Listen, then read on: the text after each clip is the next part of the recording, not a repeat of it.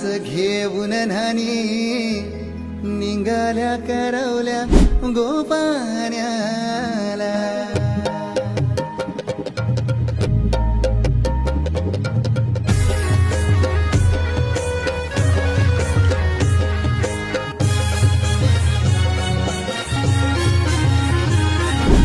घेऊन न्हाणी निघाल्या करवल्या गोपाण्याला.